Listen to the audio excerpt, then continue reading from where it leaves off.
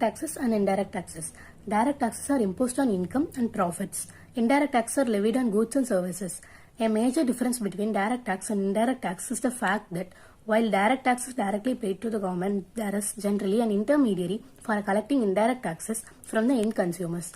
Advantages of direct taxes: relatively cheap and easy to collect. Equitable in that it falls on those who can afford to pay. Gives the government fairly direct control over people's spending. Disadvantages of direct taxes: discourages hard work and enterprise, increases the time and resources spent on tax avoidance. The tax on company profits lends to reduce investments. Indirect taxes.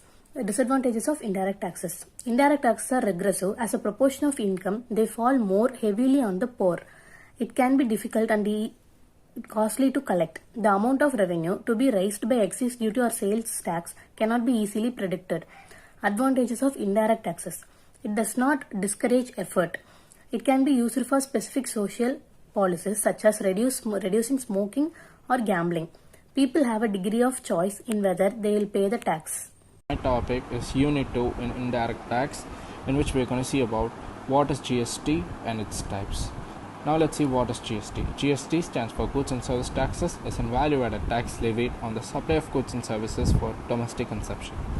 GST is therefore an all-encompassing single indirect tax law for the entire country. The main objectives of GST is GST eliminates multiple tax system. It increases in compliances with businesses to reduce the price, boost the country's complete revenue for high efficiency and productivity. GST also replaces value-added tax, Ontario entertainment tax, tax on lottery, luxury tax, purchase tax, service tax, additional excise duty and central excise duty. Now let's see what are the different types of GST. There are four main types of GST, namely state goods and service tax, central goods and service tax, integrated goods and service tax, and union territory goods and service tax.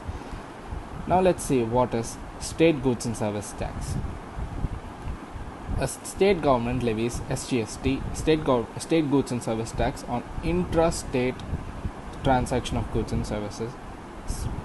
The revenue collected is earned by the state government wherein the transaction takes place. SGST subsumes earlier taxes like purchase tax, luxury tax, value-added tax, Ontario tax, union territory goods and service tax.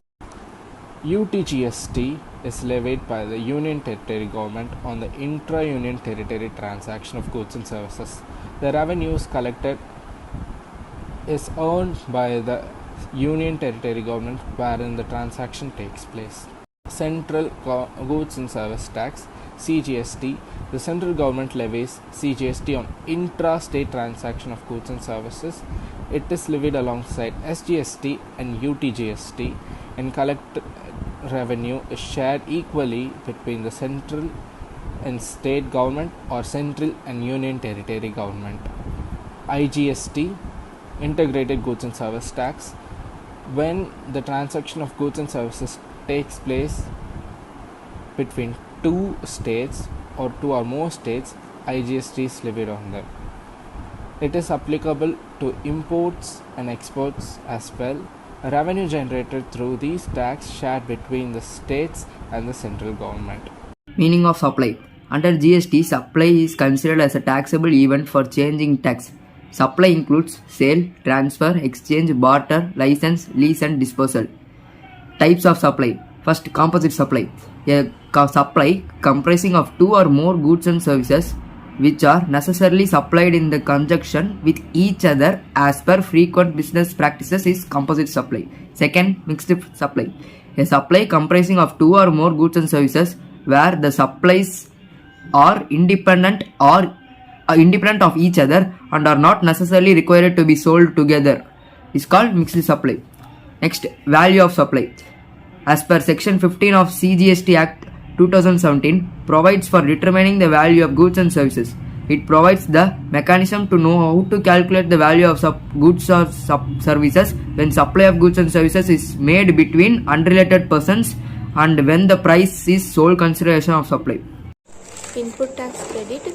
Input tax credit, it refers to the tax already paid by a person at the time of purchase of goods or services and which is available as deduction from the payment at the time of sale of goods. The next one is eligibility and conditions for ITC. ITC is allowed to a person only if the following conditions are to be satisfied.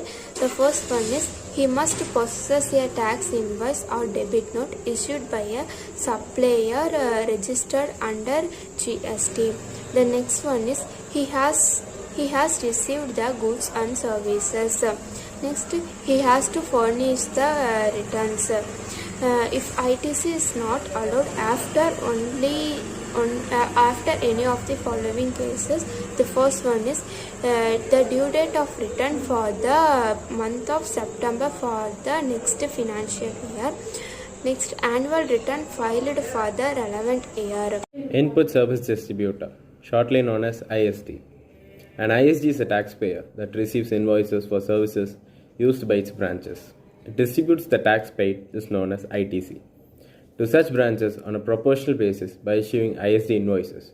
The branches can have different GST IN but must have the same PAN as that of. The next topic we are going to see is GST returns. All registered businesses have to file monthly or quarterly or annual GST returns based on type of businesses. A GST return is a document containing details of all sales, purchases, income, expenses that of a GST registered taxpayer is required to file with the tax administrative authorities. This is used by tax authorities to calculate net tax liability. Under GST regime, regular businesses having more than Rs 5 crores as an annual aggregate turnover have to file tax monthly returns and one annual returns. These amounts to 25 returns each year. There are 13 returns under GST. They are GSTR1, GSTR3B, GSTR4, GSTR5, GSTR5A, GSTR6, GSTR7, GSTR8, GSTR9, GSTR10, GSTR11, CMP08, ITC04. All returns do not apply to all taxpayers. Eligible taxpayers with a turnover exceeding 5 crores are also required to file a self-certified reconciliation statement in form GSTR 9C.